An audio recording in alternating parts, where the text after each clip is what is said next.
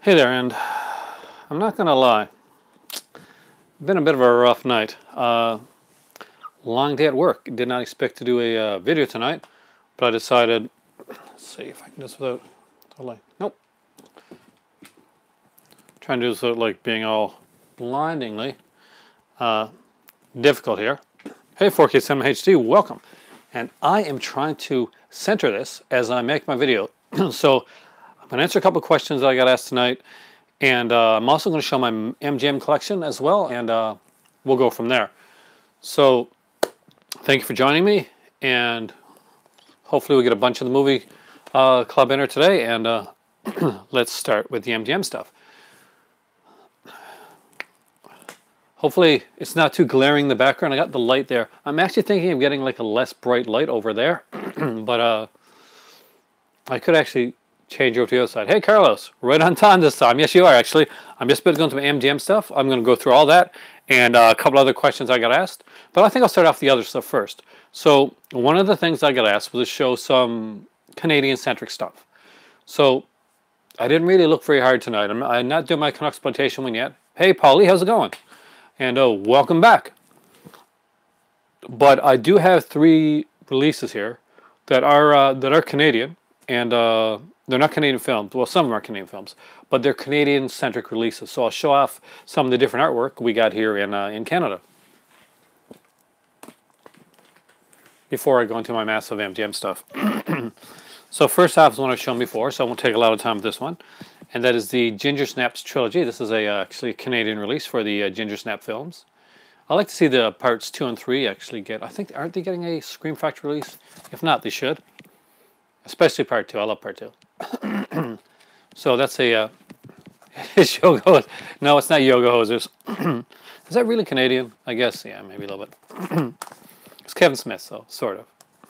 Though I do love Kevin Smith for the fact that, well, I like his early movies, and especially, and I also like the fact he's a huge Degrassi fan, and anybody that likes Degrassi is like aces in my book. Caitlin. This is the Canadian release of Black Christmas, and still it is the best looking release that ever came out of Black Christmas.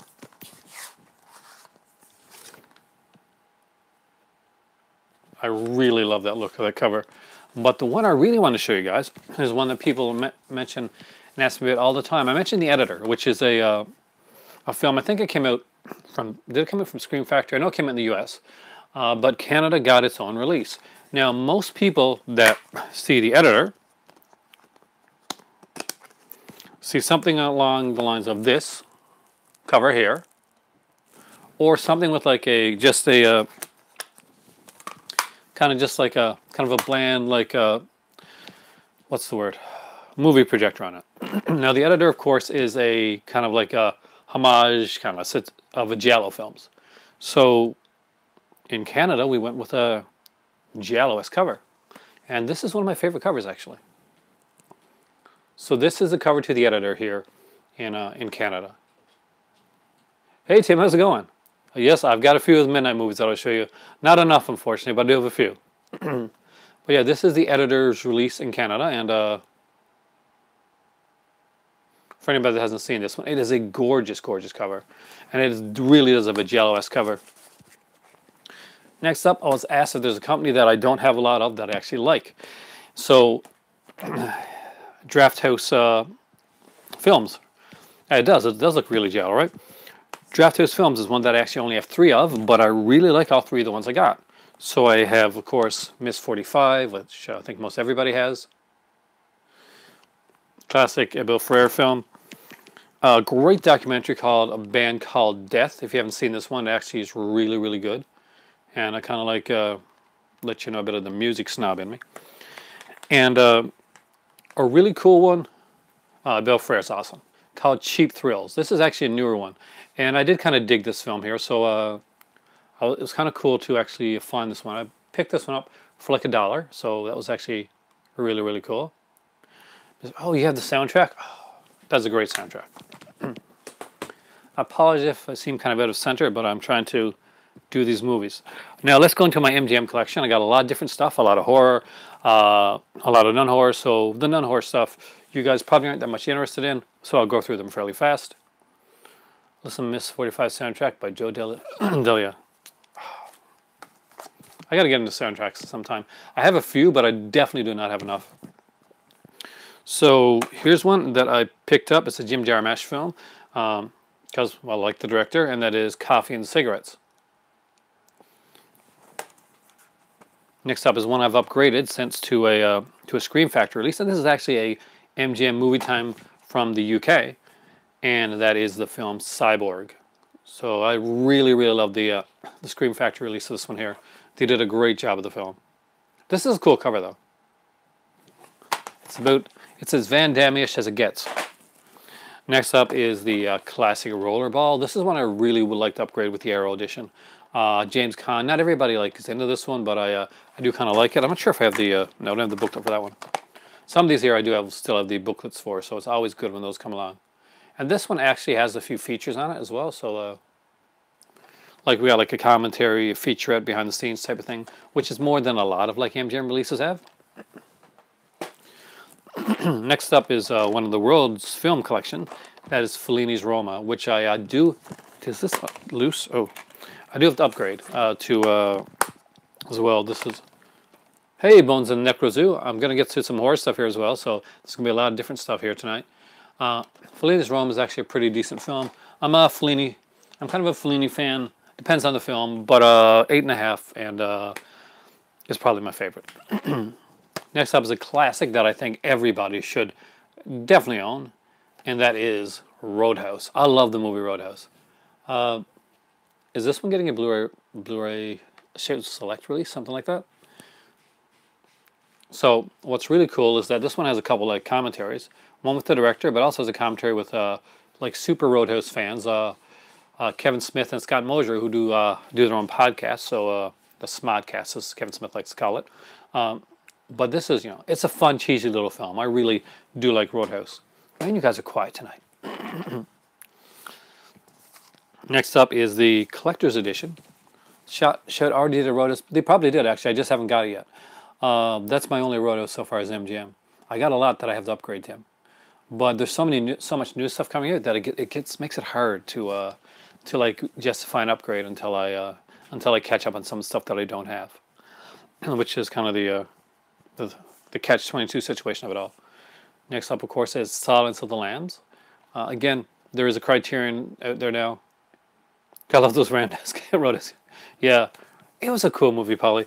I could kind of feel for the character. Did they do a sequel to Roadhouse with Jonathan Shea? The same guy that did the remake of, or remake, sequel or remake, not sure. I think it was a sequel where he played his son or something like that.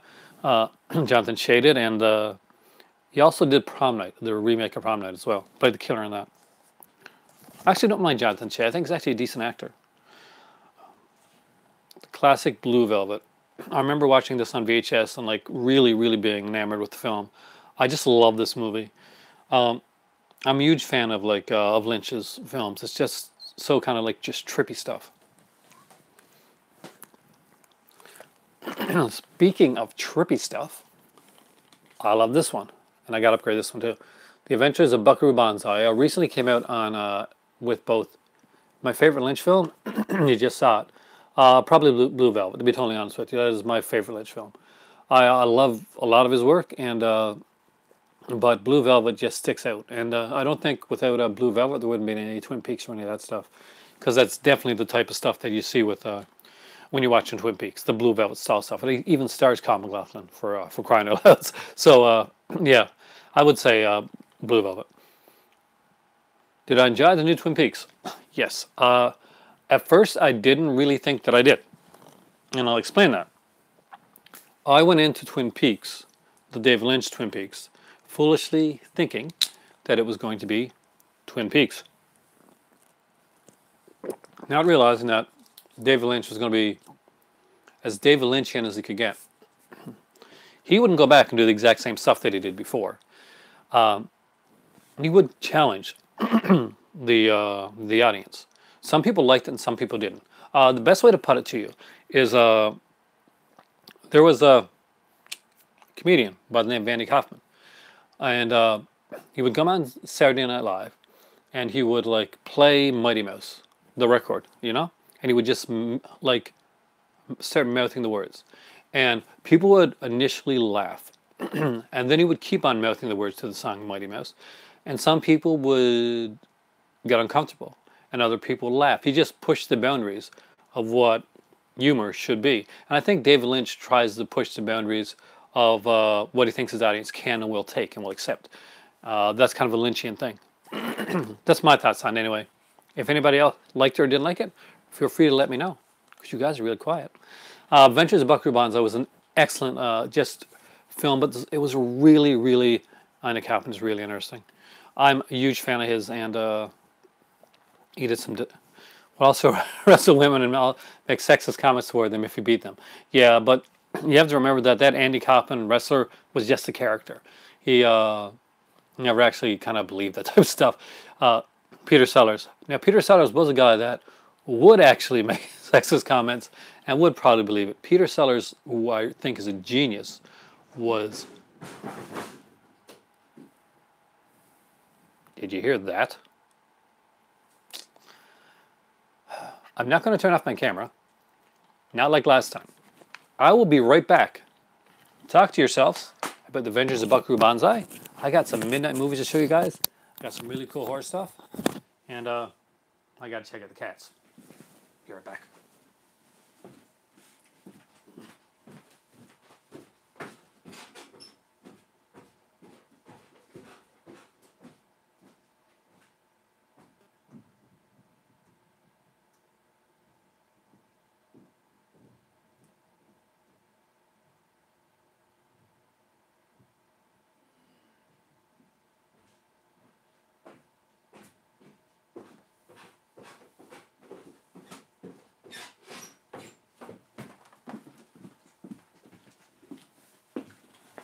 So there we go.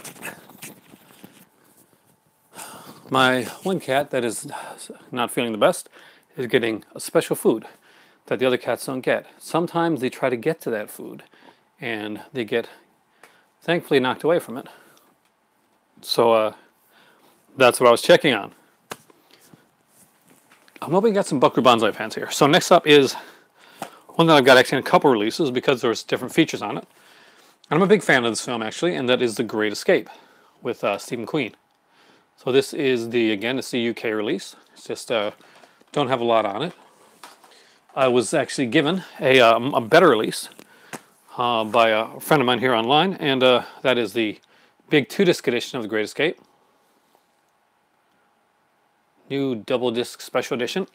And it had some great features on it, like the real Virgil Hill's documentary, The Great Escape Heroes Underground, Great Escape The Untold Story, The Great Escape The Untold Story additional interviews. It was like a double disc one, and just really, really cool. It's got like a kind of like a little like booklet in it too. So I was actually really excited to get this, and I love the fact that it still has that sticker on it. I'm a geek for those stickers. I actually keep them on whenever I can. I used to take them off, and then I'm like, what am I doing? Next up is a super fun, cheesy one. Hey, Mateus, I finally catch one of your streams live, and amazingly, while you show Buckaroo Banzai. Isn't that a great film? Buckaroo Banzai is one of those films that was so hard to market because it was such a weird out there type of film. Much like, I think a Buckaroo Banzai is a good movie to double feature with Big Trouble in Little China. Both films that are extremely entertaining and extremely hard to market. But I think they make a great double feature together. Just try it sometime, guys. Speaking of double features, The Curse... Keep the Criterion Directors approved stickers. See, I didn't used to do that, but I do now. Carlos, you thought ahead of me. Because they're so cool. Curse and Curse 2, The Bite. Now, The Curse is kind of just a fun little film. It's got Will Wheaton, actually. I've met him in person. And but Curse 2 has Jill Sholin, who I would love to meet in person. She is she is one of my favorite Scream Queens. And it's a weird film. It's got J.D. Peck in it from Dallas, and like I think he did some other shows too, but I mostly know him from Dallas because I used to watch that. It's a weird film, but it's a fun film. Next up is one that I haven't even opened, but it's kind of a documentary-ish type of one, a nature one. Oh, I have not seen Ready Player One yet. I totally want to see that movie, but I don't know if I want to see it in theater and like have that kind of like cramped theater experience, or if I just want to wait till 4K comes out and just like do it at home and have like a kind of like an awesome at-home experience. It depends. If it comes to the drive-in, I might go to the drive-in and see Ready Player One, because I like to see movies at the drive-in theater. We don't have like a IMAX here, so I'll go see movies at the drive-in, or if I miss out on them, I'll buy the 4K. And Ready Player One is one I really, really want to see. Ring of Bright Water. Anybody know this film? Anybody? It's done by the guys that made God, what did they make? Did they make Born Free? Maybe something like that. I'm not sure. I haven't actually watched this one. You can see this one's still in the case. I think I've seen it years ago. I'm not sure if it's the one or not. I probably should watch it and find out. This is one of the rare times I actually have one in a, like, still wrapped up that I haven't seen. But it was like a unopened, wrapped, like MGM, and I got it for like 99 cents. I'm like, I do like the nature documentary type stuff. I love the stuff that Disney used to put out back in the day. I've actually brought water with me tonight because I don't want to be clearing my throat too much. Next up is one that I am so sad that I don't have the Arrow release up yet, because it's a really good release. And I do like the cover. Some people really didn't, but I did like the cover of the new one. And this is the Last House on the Left. I'm a fan of this film. I know it's not for everybody. It's got the cops are kind of weird, and it's got an unusual soundtrack by the actor, right, David Hess. But it's an interesting, challenging movie. I did like it. Next up is Avant-garde cinema, and yeah, it really is avant-garde cinema. Tell me what you think of this one, guys. Tank Girl. Lori Petty, Ice-T, Naomi Watts, Malcolm McDowell. Great cast. Kind of a trippy film. It's one that I can see being more... Got the very same one for $5 at Walmart, then I started collecting. Yeah, I need to get that, the updated one. Hey, James, welcome. I don't think... Tank Girl, James, are you a fan? Ice-T is like a... Last out on the left, you can probably wait a while to buy. MGM owns it, and there's some stuff to come back into print. Oh, love the innuendo cover. What are you talking about? Not a fan of Tank Girl? No, actually, not a lot of people are. I sometimes I'm not, and sometimes I am, if that makes any sense. I think it depends on the mood that I watch it in. Sometimes. Here's a movie that I do like, and it's by Quran, and that is Y tu mamá también. Love this movie. You ever seen Tank Girl? It's weird. If you're not into the comics at all, then you're probably really not going to like it. It's a movie that I think wants to be a cult movie. I'm not sure if it's succeeded in that yet, but I guess I just got to rewatch it again. It's been a while since I've seen Tank Girl. I do remember Ice-T as the kangaroo type character. It's just a strange film. But this actually is a really good film. So if you've never seen this one, it really is worth checking out. There's a Criterion release of this movie, actually. The good thing about getting some of these MGMs is a lot of them are extremely cheap right now. So it's a good way to like sample some movies from Arrow and Criterion and stuff like that that maybe you haven't seen, but you want to just like sample them before you out and pick them up. So I got like a couple copies of this one. So this one's unopened, but needless to say, I've seen this movie a lot of times. Get your address sometimes. Oh, I'll send you my new address actually, James. Or if you got an email on the Mama movie. I've seen parts of that movie. Lots of great scenes. Yeah, yeah, actually, James, do you know my email address? theprofpin1989@gmail.com. Just never understood the random musical numbers. And Tank Girl's a weird movie. It's trying too hard, I think, to become a cult classic, when it should have just been trying hard to just like do okay with the source material. I think Lori Petty was the right choice for the lead role, but it may not. I don't think it succeeded where it wanted to. Spaceballs. Everybody's seen this, so we don't need to talk about this that much. You have HD satellite channel. Oh yeah, the MGM channel. Oh, through. Why don't I think Facebook? Yeah, I have you on Facebook.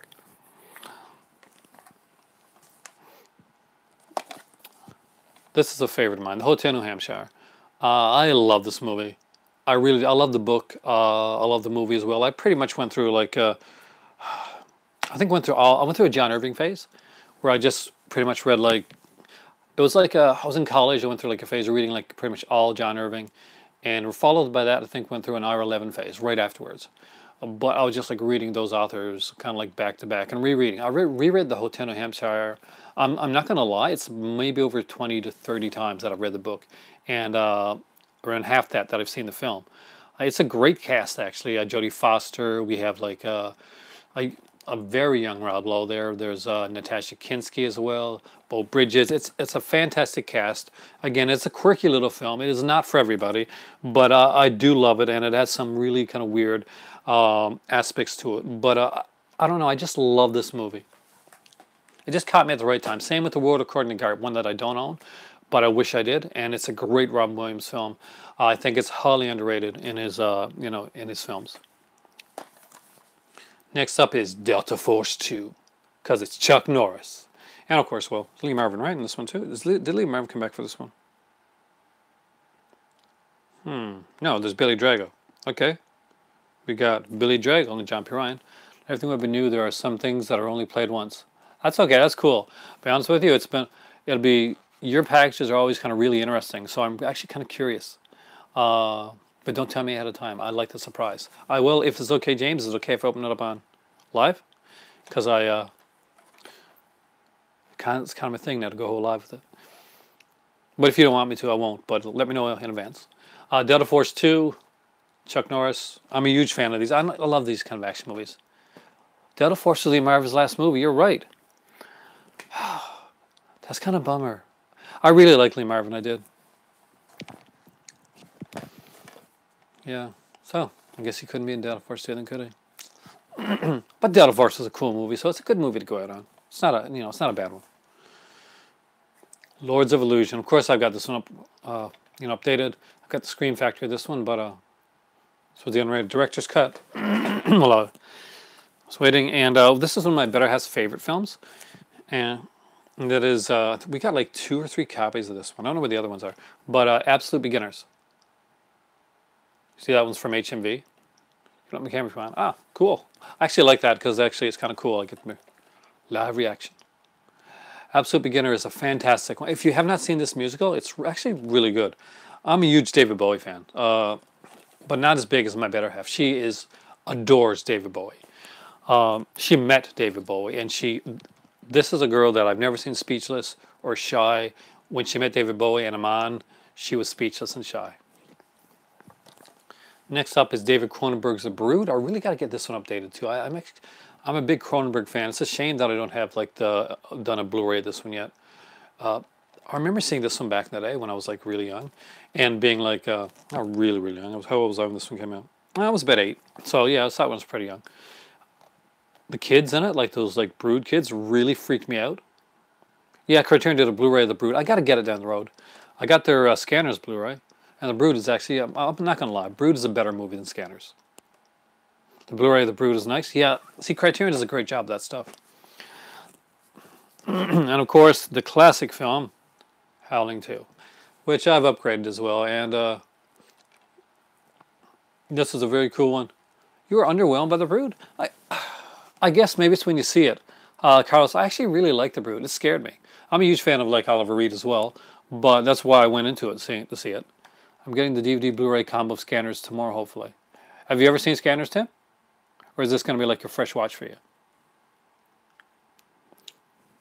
But yeah, so everybody knows why everybody watches The Howling. Too.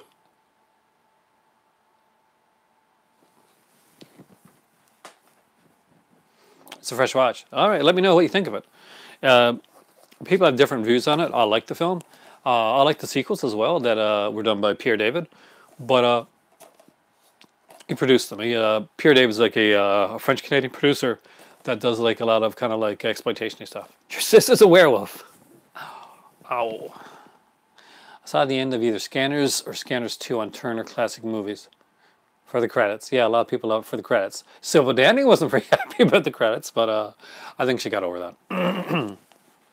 If you want to see a really good movie with a lot of civil danning, they're playing with fire. Arrow Video is almost as good as Criterion. At least Arrow still includes booklets. Yeah.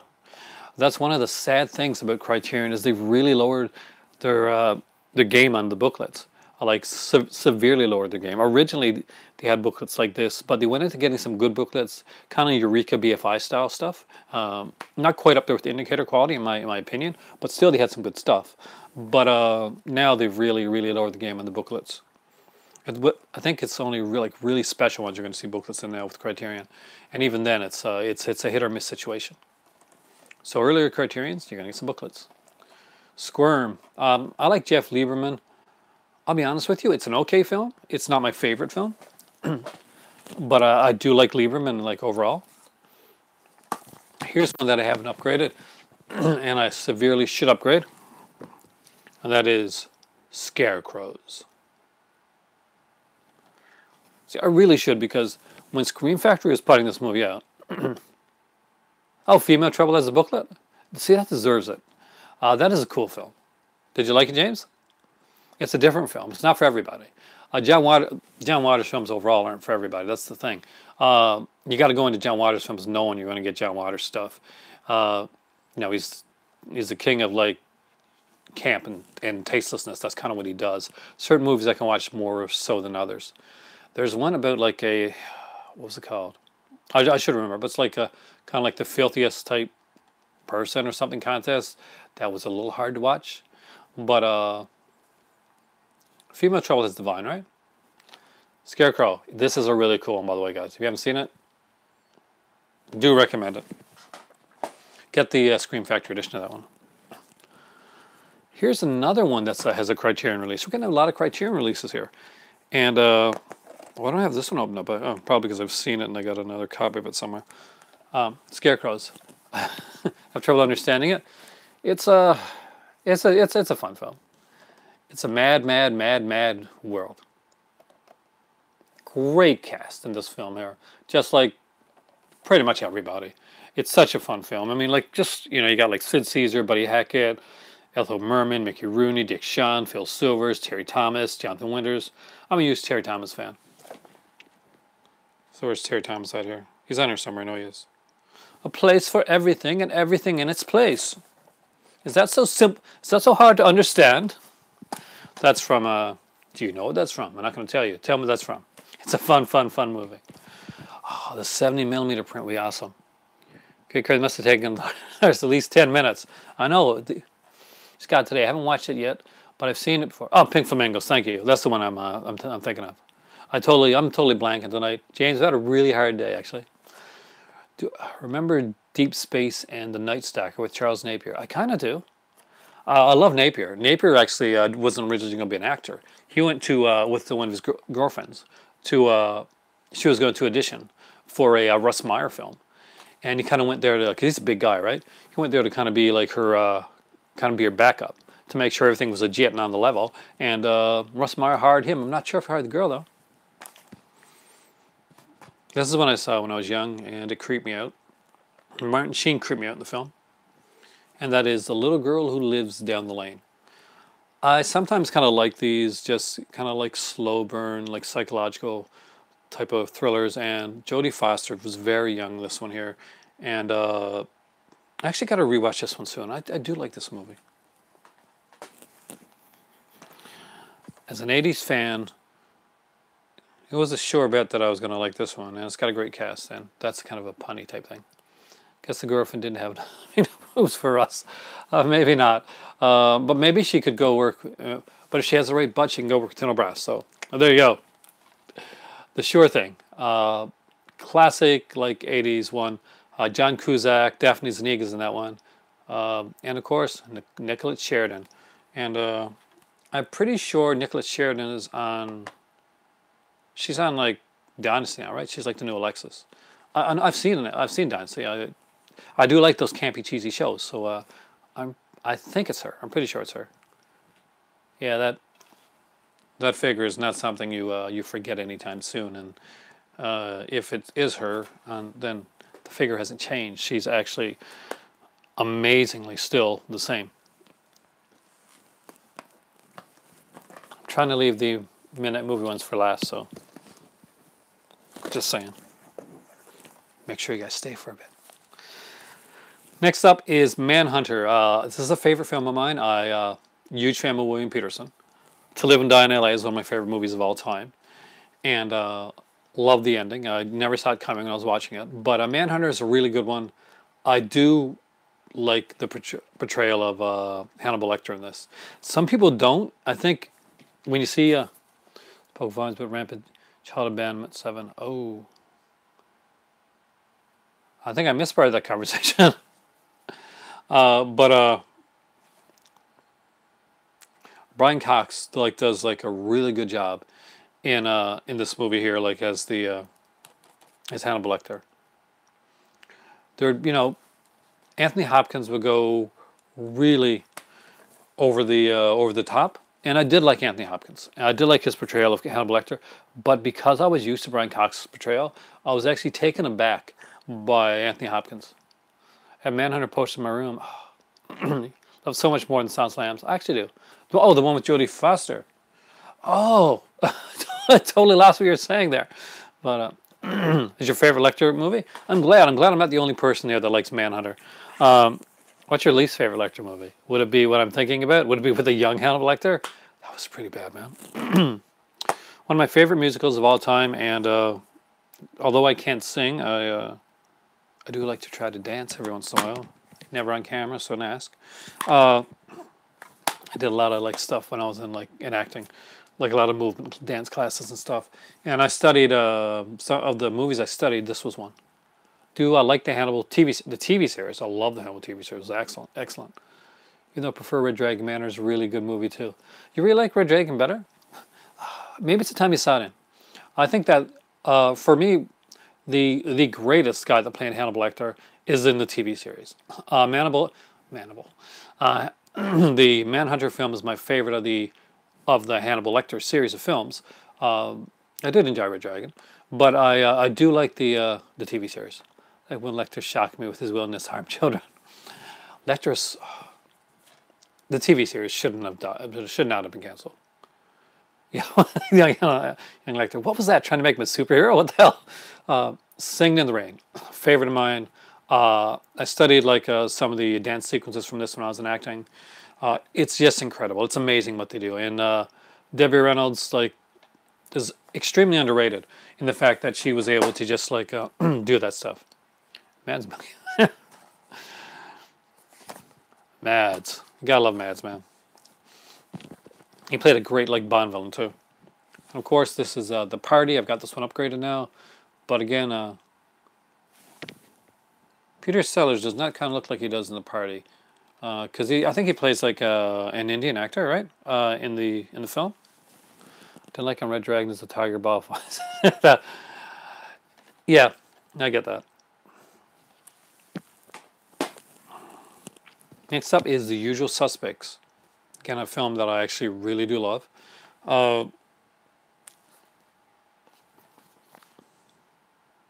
Again, I try to remove the artists from the art, and I know Ken Spacey's been like, you know, stuff, but I do like the film. This is a favorite film of mine. It's just got such great. And if you did not know that I liked this movie before, then you're probably going to know this now. This is The Great Escape again. This is the third edition I got this film. And we got like, and again, this one had some features that weren't on the other two. So, yeah.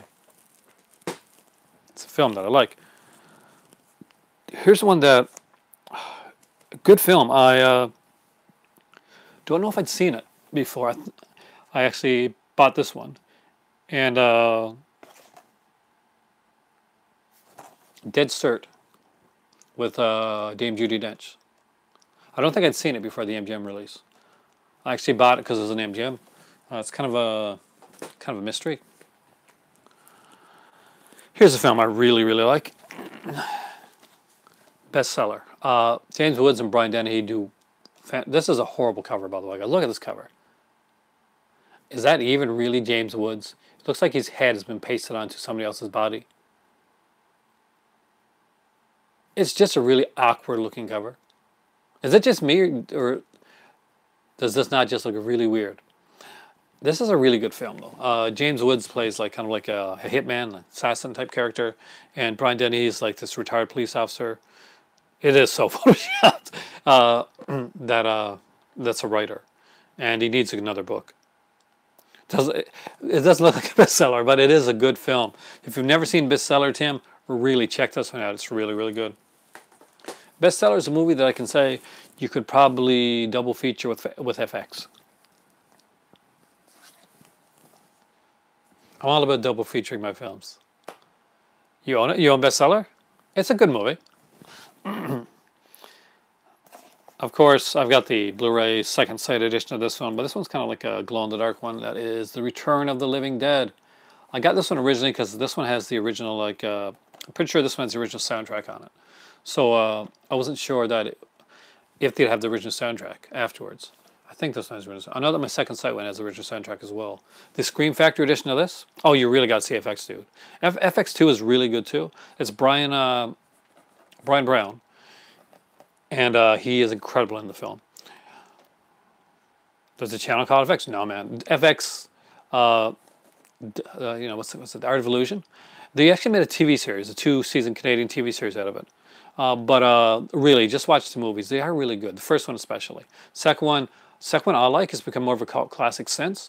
But the original is actually definitely a cult classic. If anybody can tell them here how good FX is, I hope everybody likes FX here. I thought it was a really good film anyway. The Corpses. Yeah, Scream Factory's edition of this had a couple of the songs missing. And I do like the music in it, so that was kind of a bummer. Huh. And yeah, I remember this movie. Michelle Johnson, she was so cute. She probably still is, actually. And a young Demi Moore in Blame It On Real. Michael Caine. That's my horrible Michael Caine impression. Wow. I listened back. I really do have a horrible Michael Caine impression. That's not hyperbole. That's actually true. But I can't help it. I got to do it every time. Blame It On Real is kind of like, that's a good film, actually. It's better than you think. It's not just the average 80s sexploitation film. And I mentioned this one on here before, and I do have it. So this is the remake. I feel myself right. You're back at the Return of the Living Dead, aren't you? Breathless. And a lot of people really, really hated on this film back in the day. It took a lot of balls to basically go out and say, you know what, I'm gonna remake a Godard film, especially a classic Godard film. And does it succeed? Probably not completely, but I didn't mind this film. It's been a while since I've seen it, but I actually didn't mind it when I had it. I was really surprised. Well, I saw it in theater. That I liked it as much as I did, especially since I was a huge fan of the original. And I usually go in. I'm not gonna lie. When I go into like remakes, I try to leave my preconceived notions and perceptions at the door, but I don't always succeed with that. And that's being completely honest and blunt with you guys. Shredder. It's a snowboarding slasher film. It's okay. It came out at the wrong time, man. Like this is 2003. Now just think about that for a second. Slasher movies probably peaked like in the late 80s. You know, if at the being generous, they peaked in the late 80s. You'd get like, and then later on in the mid 90s, you get some Scream would come out.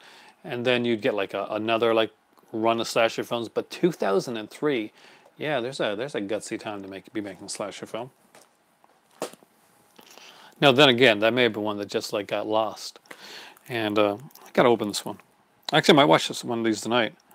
Back in my days, my young days, I pretended the original doesn't exist watching remakes, but it will still suck. Yeah, there's some great remakes out there though. Look at The Thing or The Fly, for instance. Those are usually the ones people go to.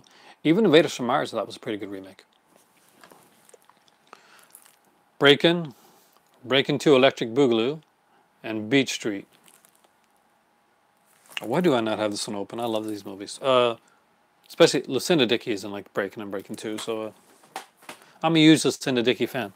Not a huge surprise there.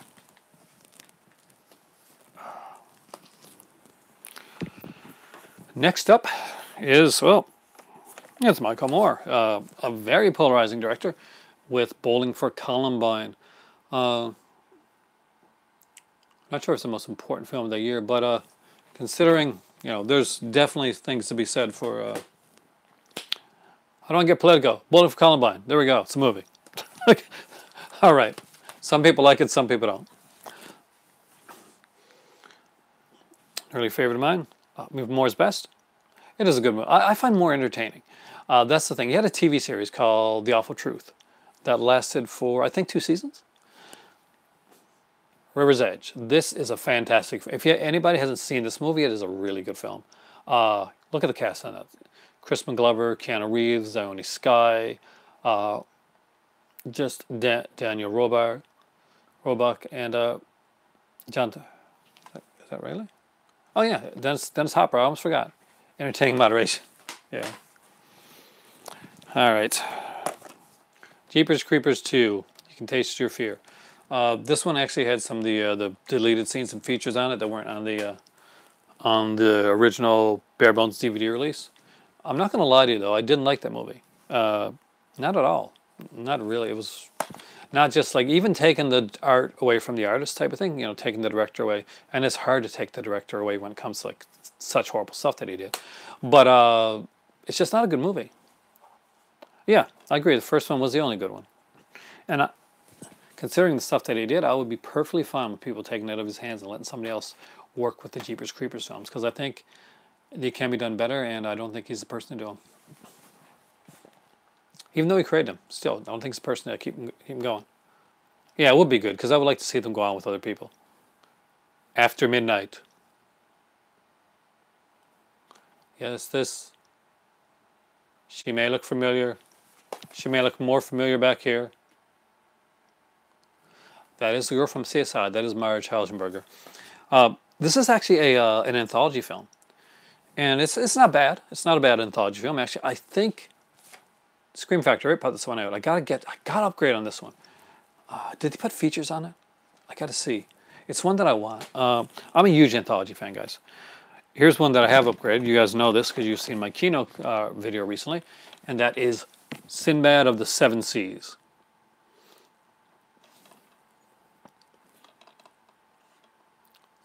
Same with George Lucas. We mean taking like Star Wars away from George Lucas type of thing when they did it. Yeah, I think he was tired. I do like the new Star Wars films. Like I'm not the haters that like when the haters actually don't like the new Star Wars films. And to each his own. I mean, like some people like it, some people don't. I just mean don't be mean about it. Don't be like toxic and like you know, be really like harsh. But going back in, just great but different. Well, yeah. I rewatched like The Phantom Menace recently, just before we picked up the Last Jedi, and I was thinking, there's some cute parts for kids, but then again, there's some really political things that just a lot of politics in that film, and I don't mean like politics as in like he was being political. I mean he just like did like it was like some part of it was like watching like here in Canada. We got like this kind of like this parliamentary show that's really boring when I was a kid. I used to find it really boring when I was a kid.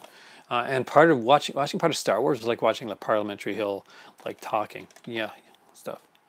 This is a fun film though. John Steiner's a bad guy. Jeepers Creepers. Yeah, part 2 sucked. I liked part 1.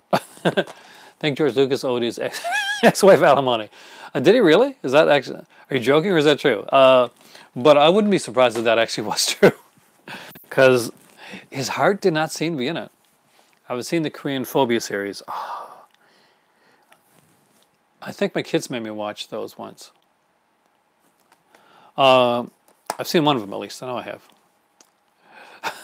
That's Sinbad. It's a pretty bad film, but it's bad in a good way. Like it's one of those you can watch. You put on to it with a friend, and you're like, dude, you got to see this movie. Species: The Awakening. I got this for the science. Remember, his ex-wife was part of the production team of the original Star Wars money. I actually think that George Lucas originally didn't make, probably lost the spark originally. Yeah, it can happen. And he got more into the techno side of it. I think that George Lucas felt screwed over by the tie deal. And I don't think that it's kind of a surprise that the new Star Wars movie came out right after the tie deal had ended. Did anybody think about that one? That's like, did you ever watch the series The Tides That Made Us? The Star Wars one's really excellent, and yeah, the new movie came out the year just right after that tide deal ended. Fun little film. I think it's a TV one, Sci-fi original. Next one, actually, one that I actually really do like, and that is The First Power. Lou Ferrigno needs to be in Avengers. So would that, does that mean you want that other guy to play in Thor as well? Ty. Basically, he sold the tie rights for the Star Wars ties early on. For, let's just say, he did good, but he didn't do as good as he really could have done. And I think that bothered him a lot. Oh, come on. He did not destroy Last Jedi. I actually like that film, man. But, you know, to each his own. Especially, I liked one thing that a lot of people didn't like. I liked the way that they put together Skywalker. It was kind of the way I saw him going. I'm a big... See, a lot of people are big Han Solo fans. And, you know, they love, like, you know, they love Han Solo. Or they love, like, these other characters. I was a big, like, Luke Skywalker fan. Yeah, Carrie Fisher was like part of the heart of the series. I'm still there for Hamill.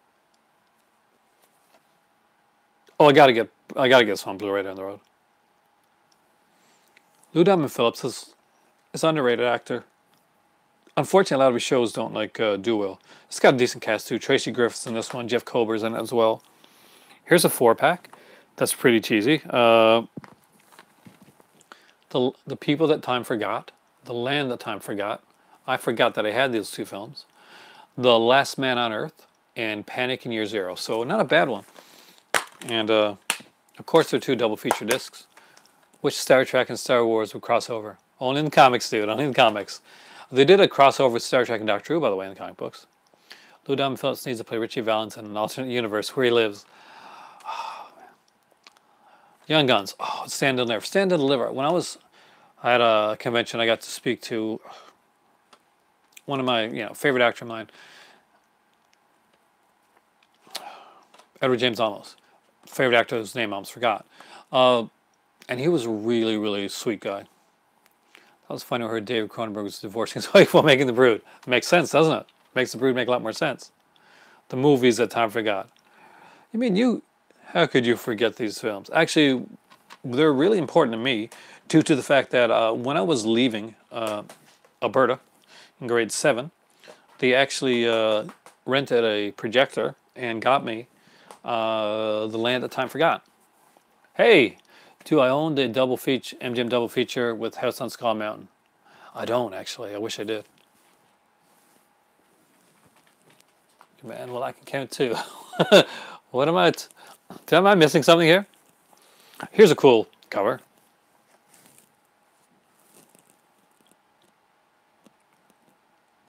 Leviathan. Of course, I've upgraded this one. But I'm never going to remember this cover, man. Algebra, it's in your blood. Oh. Okay. Takes me a bit sometimes. Fatal Instinct, it's kind of like a parody film of those, those films came before. Martin Santi's in it and Sherilyn Fenn. Sherilyn Fenn is, gorgeous, so... That's the Mephisto Waltz. Talks over. That's when Fox took over. Is that when they started doing the 2 discs rather than the flipper disc? When Fox took over? So it was mainly Fox movies by that point. Another favorite of mine that I upgraded. Phantom of the Opera. Yeah, I liked when they got rid of the flipper disc, so I was kind of cool with that. Love this cover, by the way. 2 discs. I like that. Yeah. They should have done that from the beginning. Those flipper discs. I sometimes feel like if I find extras of ones I really like, MGM's Witchcraft with Lon Chaney Jr. was supposed to come out by Kino. They canceled it. Oh, damn, they canceled that? Actually, I didn't know they canceled it. I thought it was still coming out. It's just that they didn't have a release date. But I don't keep up with these things as good as you guys do sometimes now. The Long Goodbye, Elliot Gould. Big fan of this film. Another one I got upgrade. I like noir films. This is a cool cheesy one, guys. That's a good double feature. Once Bitten, Vampire's Kiss. Tried Keenan. I think Keenan tried to pick a put out to keep. Oh, the director did block it.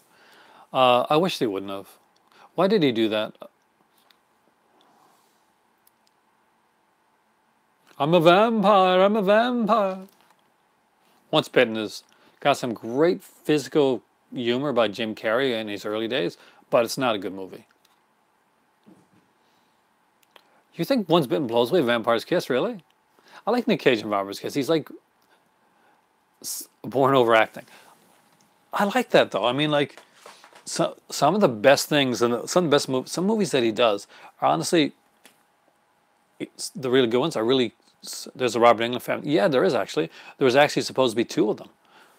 What I consider the Long Good Friday noir, more gangster, but in a way, I guess.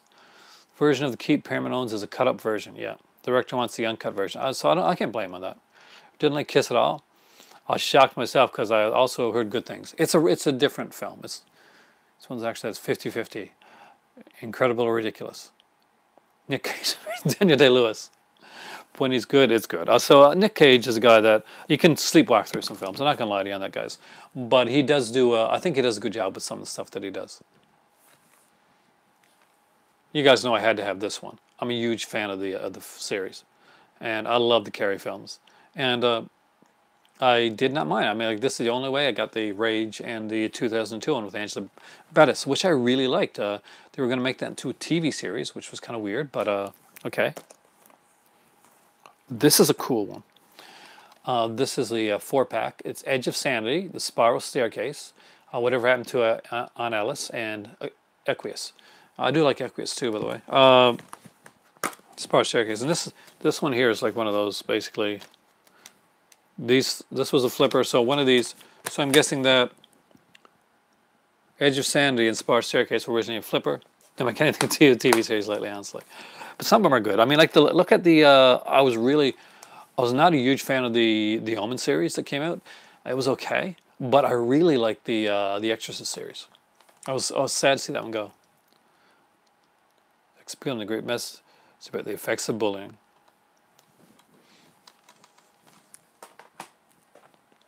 Yeah. Oh, by the way, Phantom of the Opera with Robert Englund. Yeah, it's like a. This has Jill Sholin in it. She's a really good scream queen.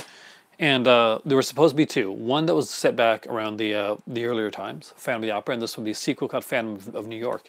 Actually, if you buy the Scream Factory edition of Phantom of the Opera, I think they actually talk about it on there. Okay, this is. I'm an '80s kid, so this one actually is really is a favorite of mine. Class, I really love this movie. It's like pure '80s and Secret Admirer, and I do like that one too. That's Lori Loughlin on there. I kind of want to watch Class and Secret Admirer tonight. It's the '80s in me. Next up is a 3-pack. Ooh, I own Cyborg twice. I didn't even realize that. So Cyborg, Death Warrant, and Double Impact. 2 Jean-Claude Van Dammes for the price of 1. I like Van Damme. He gets a lot of hell in his own country and places like that for his like his French speaking and that they really kind of like they rag on him a lot. That's like that's true. Actually, I didn't know that, but my better half, who is actually from from Morocco and spent a lot of time in France and that, said that Jean-Claude Van Damme really gets ragged on in his home country. Revenge of the Ninja. I have to get the Kino, this one. Shokuzuji. I'm a Shokuzuji fan. I didn't get Master. I gotta get the Master series too. That's really good. Speaking of who wants to. Van Damme is not as good a martial artist as most people would think, but he can do good splits. And I do like his movies.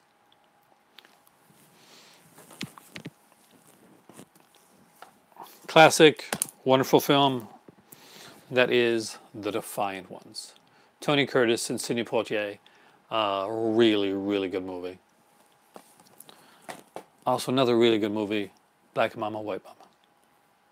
Good double feature there. Not even joking, I would do that. Pam Grier, man, Pam Grier. Edge of Sanity, yeah, I got it again. Because I wanted the original. So this is basically Dr. Jekyll and Mr. Hyde with cocaine. But so is Jekyll and Hyde together again, which I don't know and I gotta have. Love Ninja 3. Well, what are the others in the trilogy? There is Enter the Ninja and Revenge of the Ninja. And the Ninja was the first one. And the second one, Revenge of the Ninja, was actually, I think, was better. The third one is with Lucinda Dickey, who had done the Breakin' films. Did Ninja 3 The Domination, which is like, only a ninja can kill a ninja. I'm a geek for those films, sorry. Portrait of Jenny. Jennifer Jones and Joseph Cotton. I'm a huge Joseph Cotton fan, so anytime I see his name on anything, I gotta buy it. Checo. Yes, of course. You should compile a list of double features. Oh, I actually got a whole bunch of like, I can't do it tonight because it'll take too long to take it out, but I got a whole bunch of like double and triple features over there, which I can do like a video on. Put them all together. Dead End. I actually purposely kept this one closed. The video's getting a bit blurry. Actually, no, my camera battery should be, let me see. That should be good for now. Dead End is actually good. The Dead End Kids came out of this one. And I used to watch a lot of their movies. I love Humphrey Bogart, by the way. So anything to Humphrey Bogart, I'm definitely watching.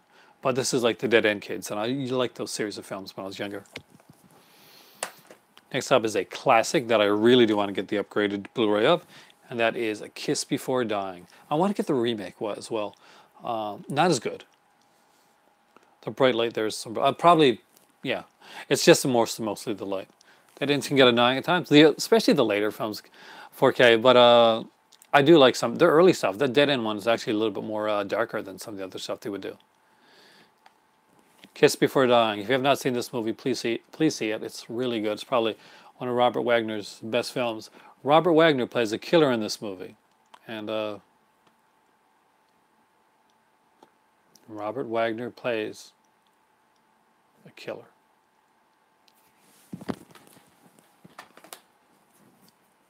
Just putting that out there. Love this one. It's a beautiful looking film. Looks a bit like Elvis there. He does have kind of that Elvis type of look there. Rob Wagner's like a really like kind of like the dashing guy that heart to heart really saved to help his career. Just like James got it. Takes the Thief is an amazing show. I need that one. I really need that one. But yes, Robert Wagner plays a killer in real life. It's rumored. So there's like 3 of these. I got to get the updated ones for this down the road. This came up both with Arrow and Criterion. If anybody knows which one is the best one to get this on, let me know. So, a couple of my friends when I was younger, not young, like not teenagers like that, but like when I was younger, when I was in college and that, used to call me Sebastian, and it was because of a certain book. And later on, that nickname came out again because of a couple films that came out. But not this one. I didn't even know this one existed until I actually found it on MGM. It's a Milos Forman film. That's Velmont. So it's like I think it's Colin Firth as Colin Firth plays Sebastian Velmont in this version of Dangerous Liaisons, Dangerous Liaisons, or Cruel Intentions, or whatever you want to say. No, I did have my time being. Everybody has their time. They're younger, and girls and dating and stuff like that. So yes, that's why they call me. That's why they call me that. It was a joke. I hope. Maybe because I was so the opposite of it. No, I was a dog back in the day. We all were for a certain period of time. The Amityville Confidential disc. This was in the original, like the Amityville pack that they had come out. Now I got the updated the Scream Factory edition, but the Scream Factory ones didn't have these documentaries. And I do like the History Channel documentaries. Casanova. They didn't call me that. They called me Sebastian for a specific reason. Because that's crap. The Mermaid. No, I don't know if he was around then, and I can't sing, so that would be a horrible change. No, it's got Amityville The Haunting, Amityville Horror Hoax. My guess is on Hoax, and of course On Location, Amityville Horror 2005. But There's like a scene in that movie, and it's got this like little kid picture, and it shows this little kid, and his eyes are like really overexposed, and he's supposed to be like a ghost, and it always freaked me out, man. That like always like it always got to me.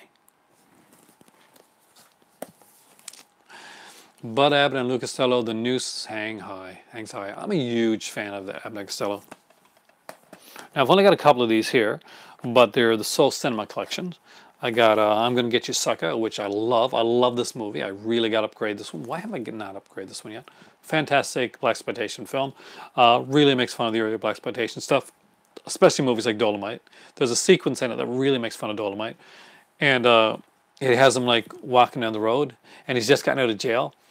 And I think it's I think it's Antonio Fargas, and you know, Huggy Bear, and he's got on his pimp clothes, and he's walking down the road, and it's the 80s now, and so his 70s pimp clothes kind of look ridiculous, and he's got like goldfish like shoes, these platform goldfish shoes with like dead goldfish in it, and he starts like going slow, and then he notices everybody's kind of looking at him, and they're kind of laughing. And then he starts like just like running down a little bit fast. It's just a really good scene. This is a fun movie though, guys. My favorite Pam Grier film, Coffee. I don't know. She never looked any better than she did in Coffee, in my opinion. She is gorgeous. I still find Pam Grier gorgeous. She is one of those girls that, yeah. For the crush list, guys, Pam Grier goes on the Google Doc of like huge crush lists. That probably way up top. And she's from the film. We got Pam Grier fans in here. Actually, pretty cool film, great cast, and that is Cooley High. We got Glenn Turman in there, Lawrence Hilton Jacobs, of course, we're going to be in Welcome Back, Kata, and of course Garrett Morris and Cynthia Davis. Really cool one. Speaking of horror, which I wasn't, so segue, because we're going to get into my Midnight Movie Classics in a second. We got this one here, Raw Meat. Pam Grier, yeah. James knows the Pam Grier. You got Black Mama, White Mama, Black Mama? Yeah, that's a really good one. I actually did like this. Donald Pleasance, Christopher Lee. There's a couple names for this film. Do they have the other name for this on here?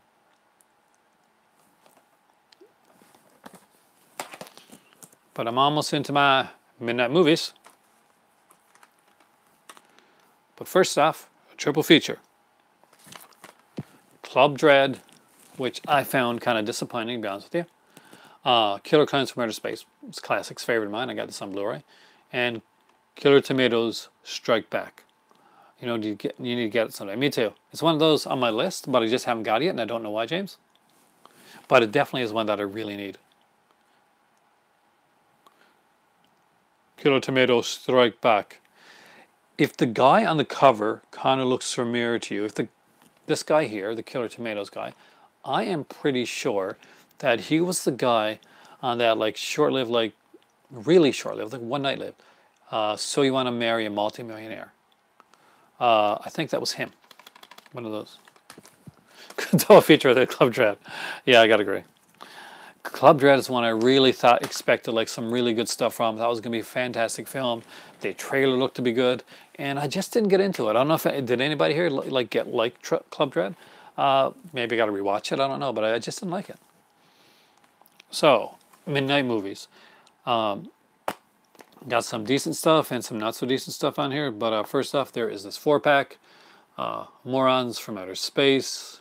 Alien from LA, because it's got Kathy Ireland, who I'd watch that anyway. The Man from Planet X, which is one of the better ones. And The Angry Red Planet, which has a hurting gimmick of like the red screen. But I did not mind this film. Actually, I didn't mind The Angry Red Planet. It's okay for what it was. Next up is The Mask of the Red Death and The Premature Burial. I like both these films.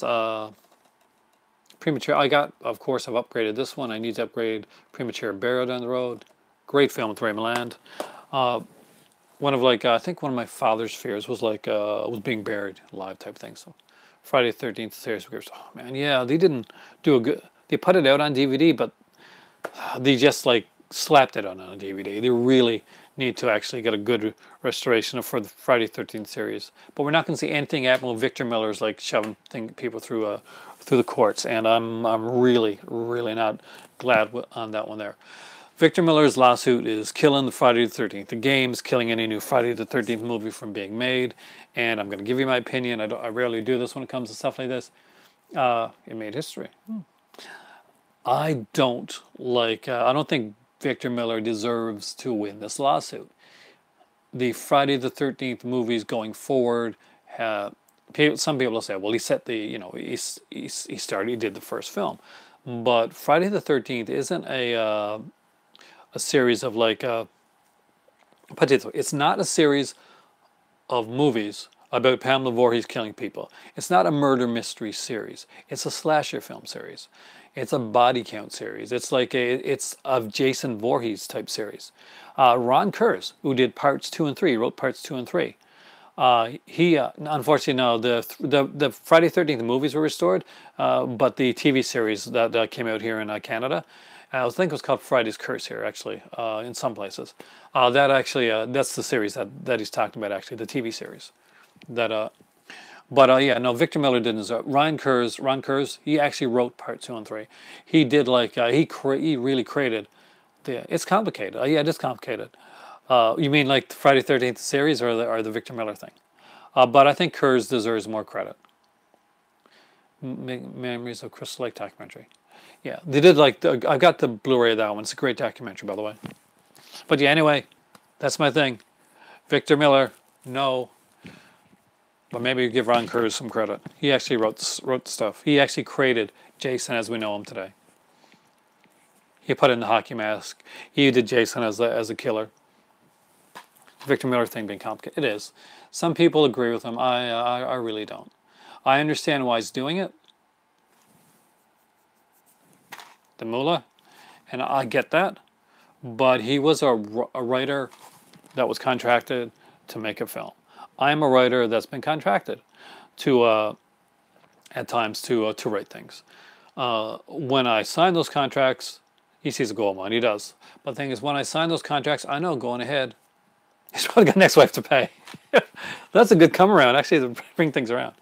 But yeah. You think he's right, Paul? For the Victor Miller should get it? Message retracted. I don't. I can't. I can't get behind Victor Miller. And I know that guy that plays Shelley, he's like a liar. He said that Victor Miller actually has a case. And yes, technically. Yes, legally. Oh, it's gold. It is gold. He's right on that. But I don't think he should get it. Give him like kind of a cursory amount, but don't give him any part of the actual franchise. To be honest with you, there's sometimes I wish Sean Cunningham could get away from the franchise. After all, this was a guy that said, okay, how can we get the hockey mask off of Jason? I really don't like the hockey mask. This is what Sean Cunningham said. Let's get some new people behind that. The Beast Within and the Bad People. Of course, upgrade that one. The Beast Within, I love that film. It is the best one that was done by, I totally forgot his director's name, but I'm going to cheat and just look. Philip Morey. Actually talked about it the other night. Which new Halloween was shot on film? Are they doing it digitally? And I agree. I love film, but I understand like why they do a lot of digital. It's more content like Jason X. It peaked in there.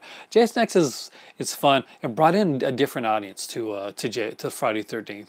But for me, the first 8 Jason films are the series. A lot of stuff is unfortunately nowadays aren't shot on film. Guys like Christopher Nolan and Tarantino are kind of like still leading the charge when it comes to keeping film shot in like movie shot in actual film stock. Let's look at like The Hateful Eight, which is a movie I really love. I'm not sure how you guys feel about that film, but I really like that film. Hey, welcome. Happy belated Canada Day. Thanks a lot. I actually got to work on Canada Day, and but I would like to see more like movies come digitally. Not digitally. I see more come on film. Oh, sorry to say, you didn't like The Hateful Eight? It's growing in popularity again. Yeah, you get a lot more 70 millimeter like prints coming out, and I think you're going to get more films come out. It's going to be kind of like vinyl, where you're going to see stuff done. 60 millimeter especially. I've got a 60 millimeter camera. Any fireworks? I wish I. Yes, there are. There's like fireworks, but the thing is that Tim, I didn't get to see any of them because I was working. I was taking calls and orders from people in the U.S. and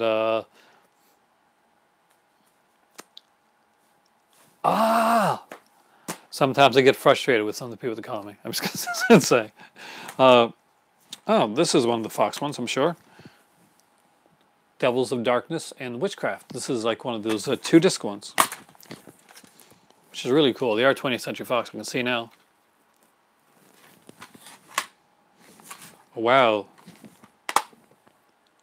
The John Lon Chaney Witchcraft one. Am I going to celebrate our independence? I'm working on your independence as well, by the way.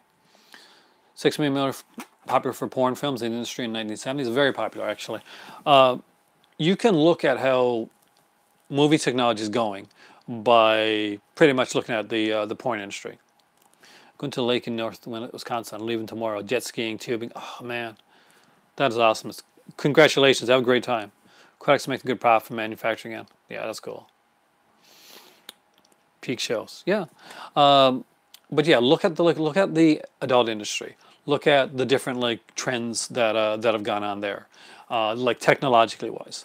You don't have to look at if you're not interested in those films. You don't have to.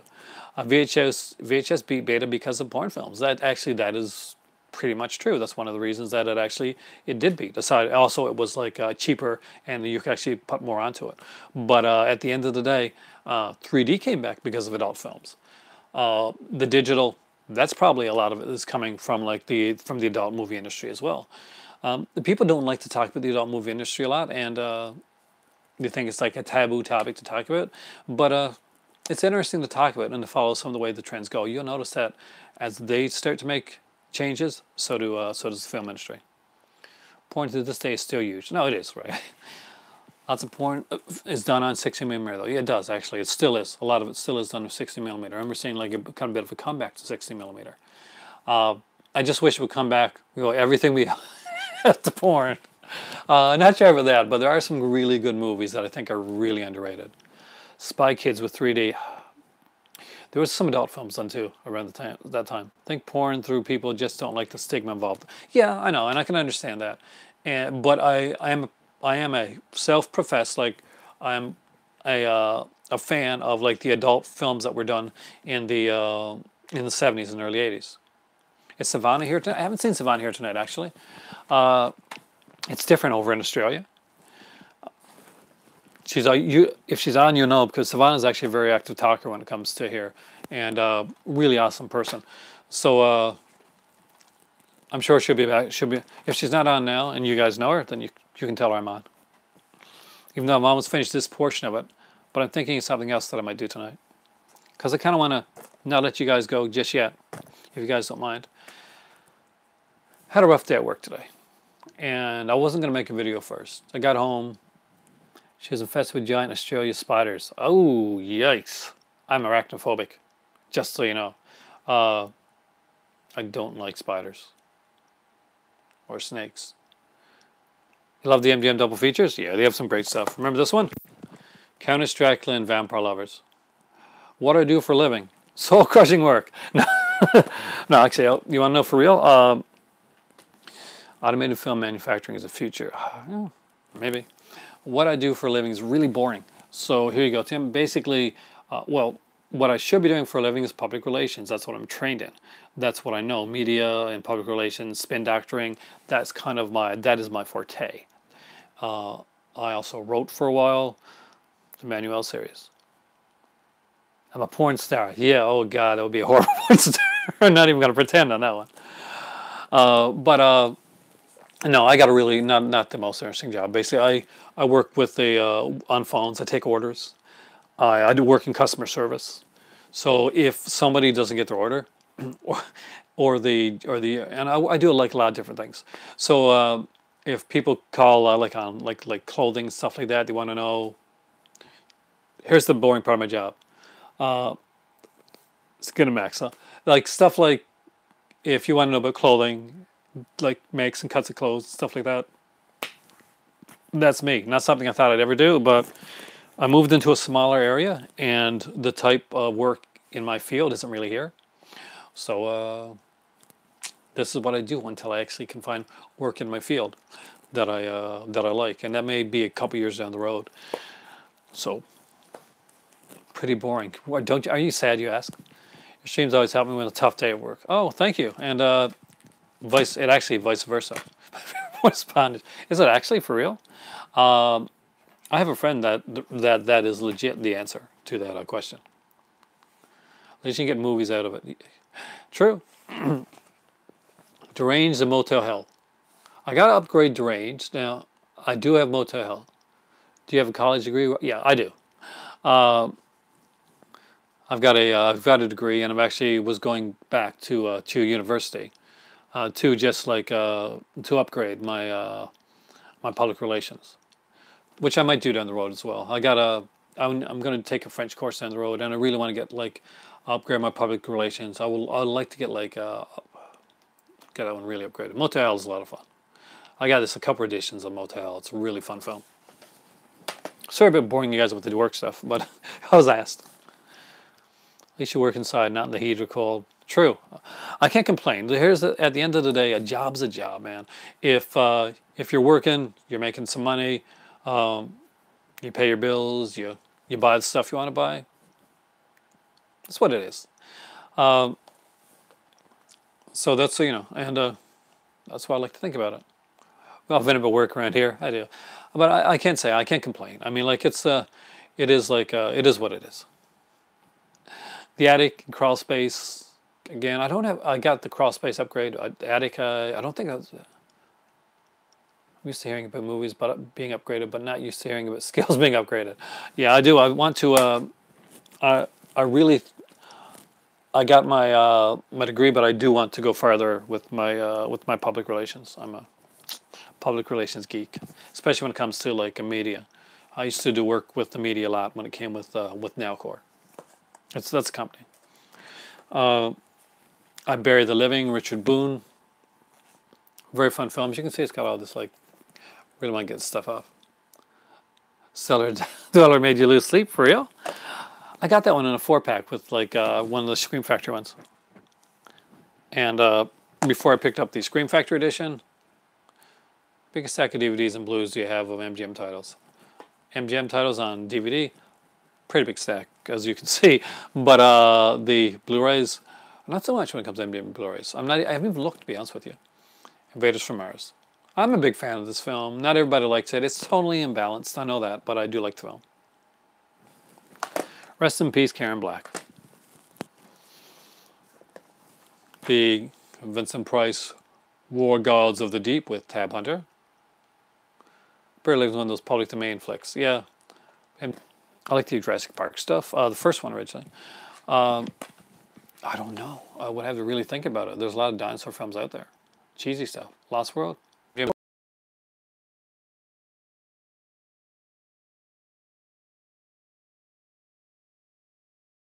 Anything with Corman Carnosaur. Yeah, Corman Carnosaur.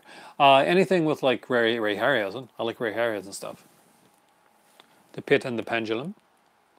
Vincent Price. As you see, I've had some here that got doubled over. The People That Time Forgot. Patrick Wayne and Doug McClure. I think I Bury the Living, Screaming Skull, Invasion of the Bee. Oh yeah, they did. Vicious Lips, The Brain That Wouldn't Die, where few shout screams got from MGM. That's true. House and House 2 were totally different. Great, it's true. I'll catch you in the next stream. Thanks for coming, James, and I will talk to you. I'll send you a message through Facebook. My mind is gone tonight, James. Have a great evening there, and I will talk to you again soon. The Monster That Challenged the World. This is actually the last of my MGM Midnight movie releases and my MGM stuff. But I got asked on my last video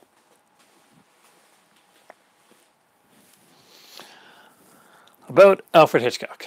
So I have a set, and I'm going to bring that over and give you my thoughts on some of my Hitchcock favorites. So if you want to stay and join the Hitchcock portion. Reality is an illusion. His name is James as well. There's a James Hester or James Hayes. We got a lot of Jameses on here. I shall return. Valley of Gwangi is a fantastic one. I really like that movie.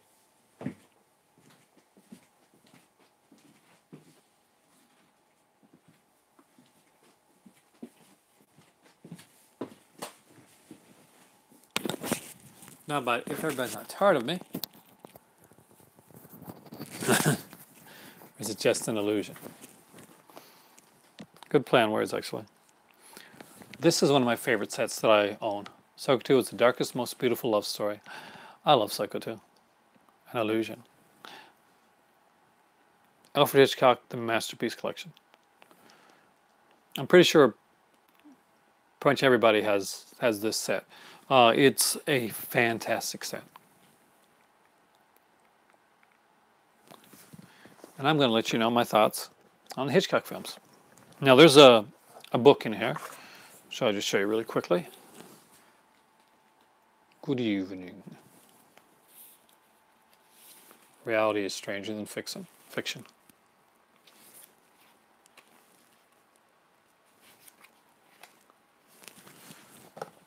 I just wish it had a bigger booklet. I agree. If Arrow had made it, it would have a bigger booklet. If Indicator made it, it would have a bigger booklet. But still, it's great films on here. I saw someone online comparing Pin to Psycho. Really? I get what they mean. I do like the movie Pin. And I'm guessing it would kind of be like Andrew Needham's Psycho. Have that set. My favorite is Rope. Rope's a fantastic film. Do you own the complete series of Bates Motel on Blu-ray? No, but I do own the Bates Motel movie on Blu-ray in the first season. Actually, I don't. I love the series Bates Motel. I did get out of it for a bit and got back into it again later on. Around the end of the second season, when I thought they rushed it with making him into like the killer type character, I got out of it for a bit. I thought that they rushed Norman's, like, you know, oh, people just want to see Norman go. I think they could have done a twist. He didn't have to be the one that killed the. That Pin had a bit of a more incest vibe going on between the brother and sister. Oh, it did. There's a reason Andrew Needham was the perfect person to take over for the V.C. Andrews books. He did, and he did a good job with them. So, Alfred Hitchcock, as we go through these films, I shall let you know which ones are my favorites. First off is it really the first one? My favorite Alfred Hitchcock film of all time, Shadow of a Doubt, starring Joseph Cotton and Teresa Wright. And of course, it's MacDonald Carey as the police officer in this. Ewan Cronin is in this one here. From the TV show The Americans. I haven't seen it yet. I actually got to watch it. But if you have not seen this, this is awesome.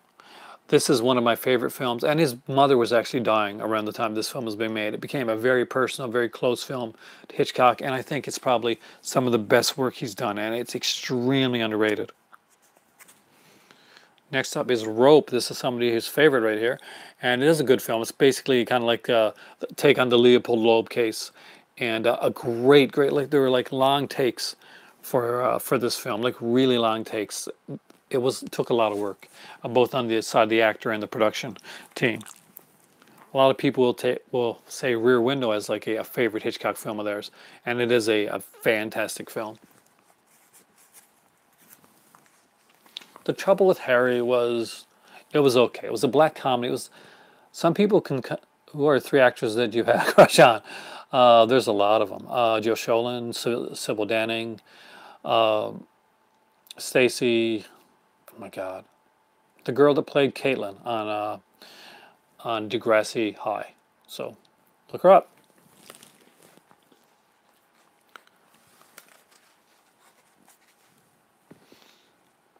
The Man Who Knew Too Much. Hold on, I'm the Google Doc. Good film. I like the fact that it's shot like supposed to be set in Morocco. Obviously, I got a condo in Morocco, but I like the original version. The Man Who Knew Too Much better. Though I do like Que Sera Sera. It's a good song. Sylvia Crystal. Oh, I love Sylvia Crystal. Harley McBride, really? Vertigo. You know, I didn't really get into Vertigo a lot when I first saw it. I love the visuals of Vertigo. It got to be a little dark for me. I was sad at the ending of Vertigo. I know where it had to go. I actually, probably that's why, and I'm not going to lie to you, I can be honest with you guys here. Brian De Palma's Obsession is a better Vertigo to me than Vertigo. And I know that seems like sacrilege, but it's really how I feel. I would rather sit down and watch Brian De Palma's Obsession any day than I would watch Vertigo, even though this is a fantastically gorgeous film.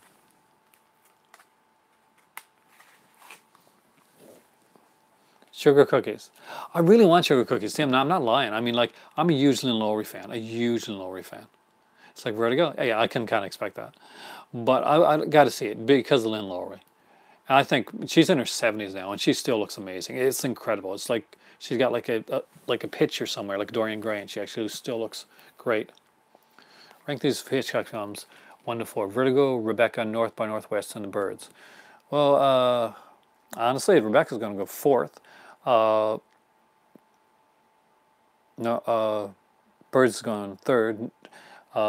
Rebecca's going to go, no, the Vertigo 2nd, and North by Northwest gets the 1st spot. I actually do like that film. I really like North by Northwest. Christina Lindbergh still looks, does she really? She looked gorgeous. She started young, man. She was gorgeous. Psycho, it's a classic. Have anybody ever seen this film? I know it's kind of an unknown, but I think it was pretty good.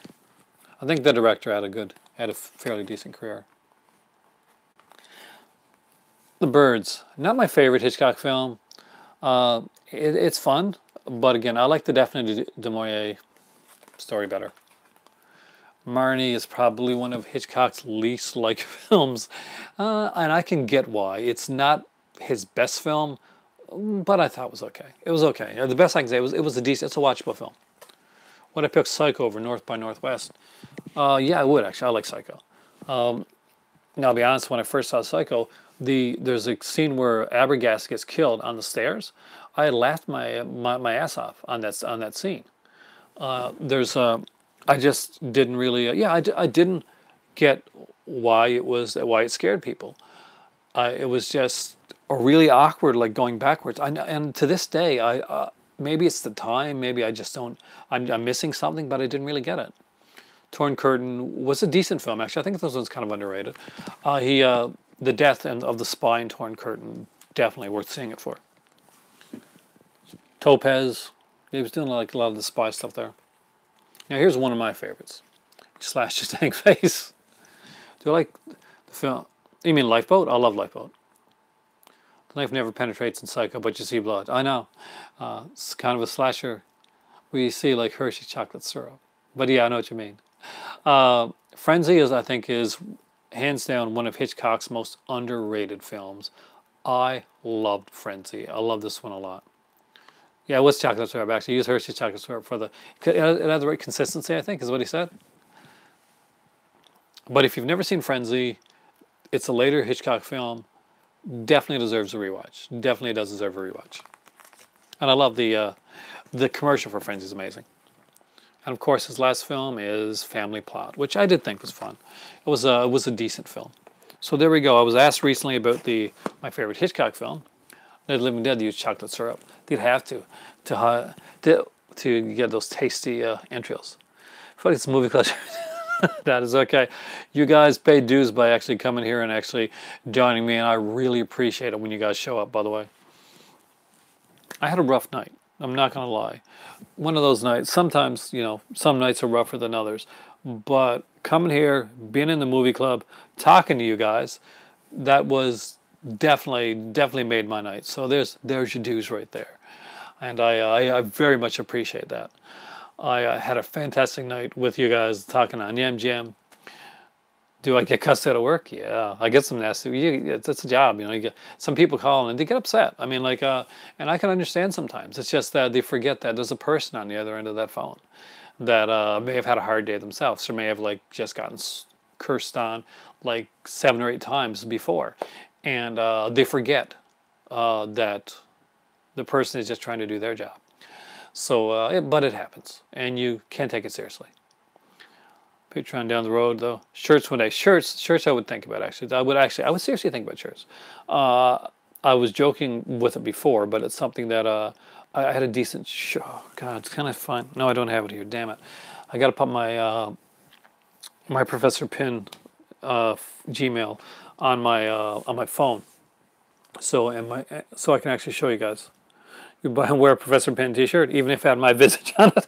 But yeah, Hank Sampson did up like a Professor Pin movie club shirt, which is actually like he did like a thing for it, which is actually really really cool. Even though I'm on it, but I actually did a. I was actually kind of like kind of flabbergasted that he did it, and it was really really cool. So guys, again, I want to thank you guys so much for joining me here in the movie library, being part of the movie club again tonight, and it's, as always, it's been a blast.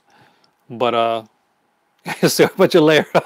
Good idea. Good idea. That's a good one. You don't want to scare off any like potential like ladies and stuff like that. My personality is great. We go.